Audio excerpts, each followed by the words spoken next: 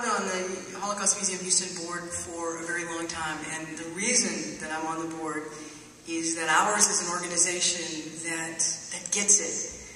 We know about the victim, perpetrator, bystander triangle. We talk about the commonality of oppression. A bigot, is an anti-Semite, is a racist, is a homophobe. Well, you know, sometimes it doesn't work quite that simply. Can you really say that about a father struggling to understand a son he loves, but whose sexual orientation he cannot understand or accept? When a small black child is called an ugly name at the playground, she can run home to her parents, who hear the same name in their memories, and teach her how to fight it. If an Orthodox Jewish youth is taunted for his skull cap, he tells his parents or his rabbi, and they help him understand and cope. But faggot and sissy are still the most common derogatory words you will hear in a schoolyard.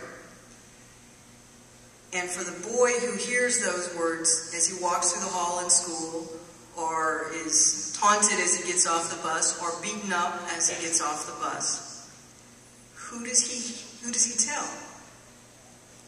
What if he believes that those words are true? What if he has never heard a single positive reference, even from his own family, to what he thinks or knows he is? As gays and lesbians, we are not reared in a culture that sustains us. We don't spend our formative years in the bosom of gay families.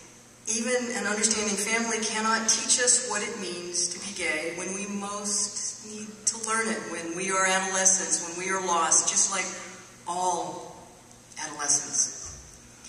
We don't learn our history or our heroes in school, in church, or at home. In fact, we are hidden in our own families and strangers in our own homes. We hide from ourselves, we hide from each other, we hide from our families, we hide from the world, until too many of us can't hide anymore. And then, like these boys, choose to end things. I believe that there is incredible strength in facing the world openly and honestly and being who I am every day, and I think it has paid off for me over the years in politics and in life. But it has not always been easy to get there. And how do we connect these young people to the futures they ought to have, to the lives they deserve, to the support that they need?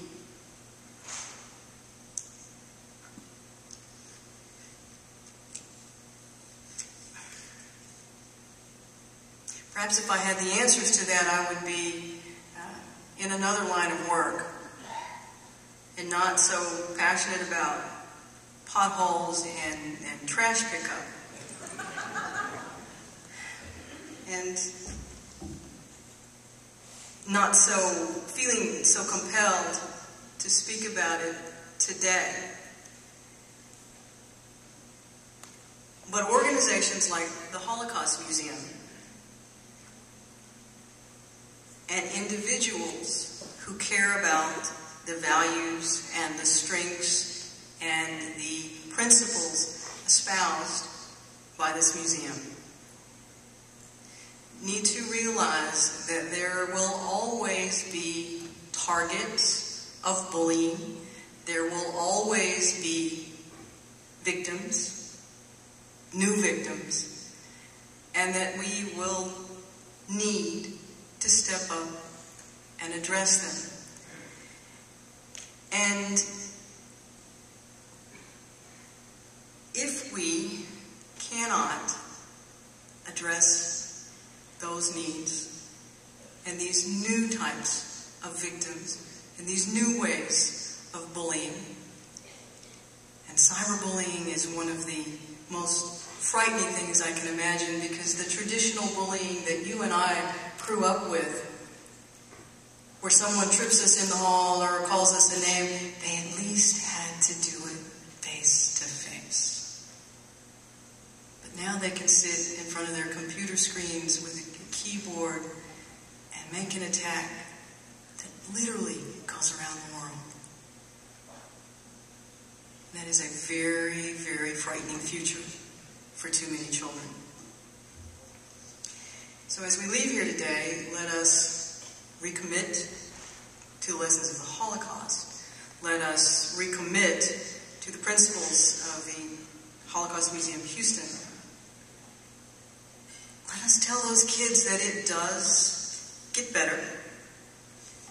Let us agree to stand up, to speak out, to wrap our arms around the bullied, and to shelter them. Let us agree to stopping hate, starting now, starting here. And let's remember the proverb that if spider webs unite, they can bind the elephant. So let us unite thin gossamer strands and bind the elephant of hate. Thank you.